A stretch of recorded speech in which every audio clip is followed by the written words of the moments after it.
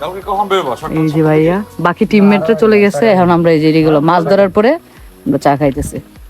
ছটার দিকে বেরো হয়। দুপাশে পাহাড়, মাঝখানে জিরিতে বসে আমরা চা বানিয়ে খাচ্ছিলাম। আর আমার কাছে মনে হচ্ছিল এটাই আমার জন্য আসলে লাক্সারি লাইফ। 5 স্টার হোটেলে বসেও আমি এই ফিলটা পাই না, যেটা আমি পাহাড়ে জিরিতে বসে লেট খেয়ে সারাদিন ঘুরে যে ফিলটা পাই আসলে। হ্যাঁ, সেই মজা, সেই পুরাই চিল চিল চিল, পুরাই চিল, ধীরে সুস্থে কত সুন্দর করে যাইতেছি আমরা। Just chill. ফাইনালি আমরা বুলাইপাড়া চলে আসলাম, এসে নুডলস খেয়ে নিলাম সবাই, সন্ধ্যার নাস্তা। আর এই যে দেখেন পাহাড়ি মানুষদের জীবন, সারাদিন যে যেখানেই থাকুক না কেন রাত্রে সবাই একসাথে এসে রাতের খাবার খাবে। আর এই যে জিরি থেকে ধরে আনা মাছ আমরা নিজেরাই রান্না করলাম রাত্রে।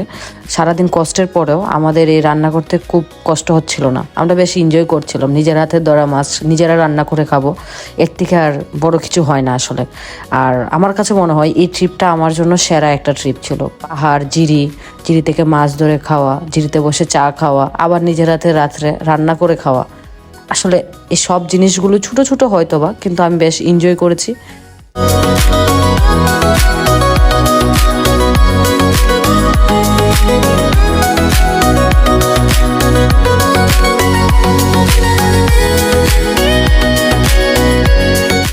দিন শেষে জিরি থেকে মাছ ধরা, নিজেদের হাতে রান্না, এই ছোট্ট ডিনারটাই যেন আজকের সবচেয়ে বড় জয়।